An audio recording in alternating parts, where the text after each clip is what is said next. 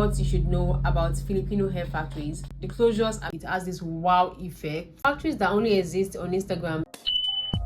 Hello guys, welcome back to my channel. If you're new here, hi, my name is Kristyanah, a Nigeria-based YouTuber but currently in the Philippines sourcing good quality strands of hair. About 2 months ago, I dropped a video of me saying that I will be visiting factories in the Philippines, Indonesia, Cambodia and also Vietnam, and some people actually joined physically and some also joined virtually, because I gave you guys two options and there is still room for you to actually join this store virtually because you need it.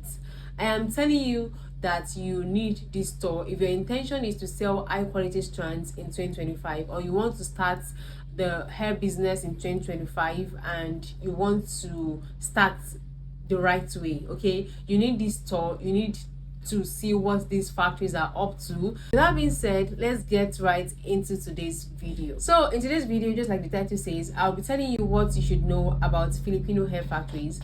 I came in here about a week ago and I've checked several factories, and I mean several factories. Okay, there are factories that are good with closures. There are some that have very good straight hairs. I mean bundles, they sell good bundles, but the closures are not so good. There are some that is actually like a hit or miss. You can get to see good hairs from them or the bad ones, and this is why this store is what you need. And I've learned so much on this trip. I mean so much. There's this particular factory that, oh my god, I mean I really learned so much from them in terms of the processing, I mean the wefting, in terms of how to check if there's filler. Okay, there was this time that I usually look for fillers. I have to look for it in strands to be sure that the hair is pure and all that, but now I don't have to do that again, because just one trick that this factory taught me, I can actually tell if a bundle has filler in it or not. Okay, we are still going to get into that. The first thing you should know when sourcing Filipino hair is that the prices are quite high. Okay, the prices are on a very high side compared to Vietnamese or to the Indian hair quality. I mean the Indian hair price, the prices are high, but if you are buying from some certain factories, it is actually worth every penny, because your customers won't complain one bit. They will love it. I mean, I got to one factory and I was blown away. I will be putting videos of it here for you to see. Right now I'm still here, so if you want to join this trip virtually, there's still room for you. I'll be sending the list of all these factories, and also you're getting to see these factories virtually via video calls and all that.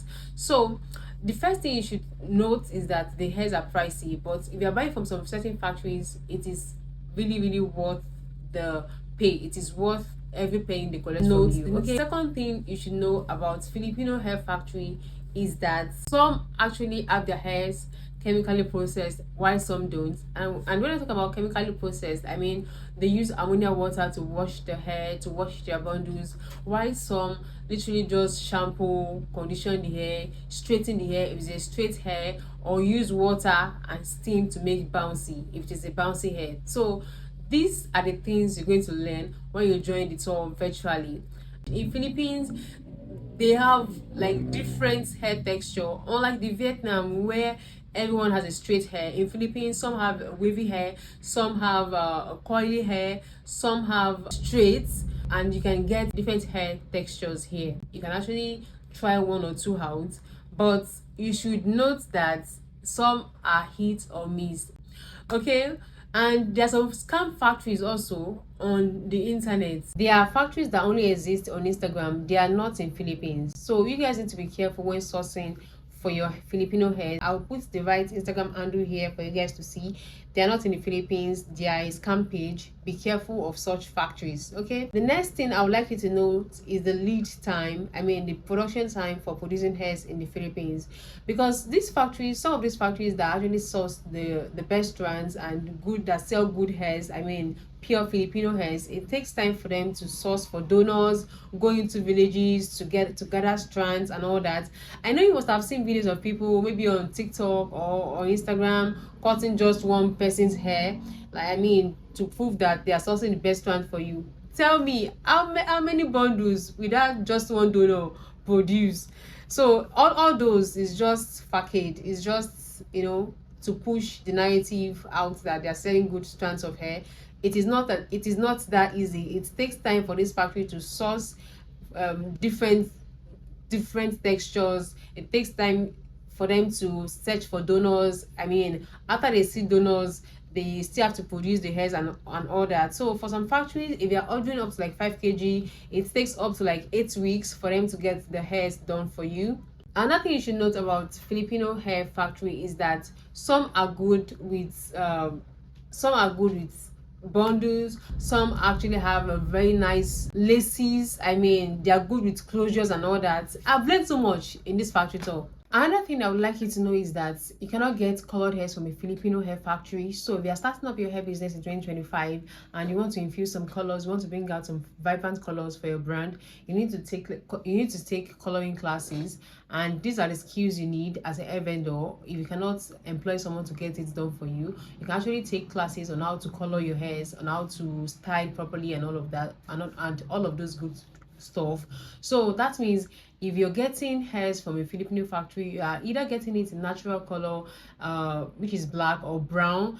That means if you get brown from them, the donor has a brown hair. If you get yellow from them, that means the donor that donated the hair has a yellow hair. I'm just saying, for instance. Okay, so you cannot get colored hairs from them, like, okay, you make me go burgundy like you usually ask your Vietnamese factories to do. They don't do that here.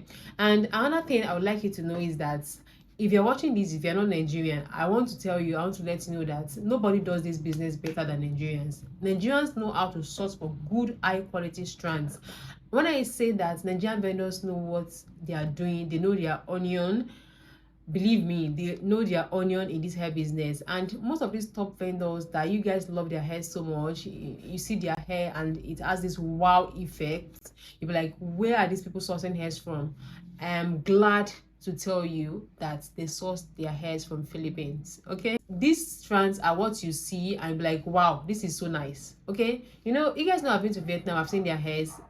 I've not seen anything that come close to these Filipino straight hairs and the bouncy. I mean, from the good factories.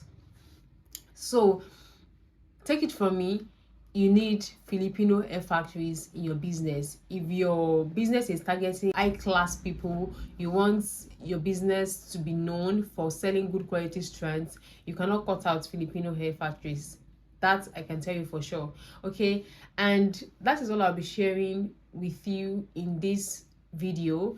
If you watch this present moment, I want to say thank you for watching, and stay glued to this channel. Subscribe, turn on your notification bell, as I'll be dropping more info concerning Philippines, Cambodia, Indonesia, Vietnam in a couple of days.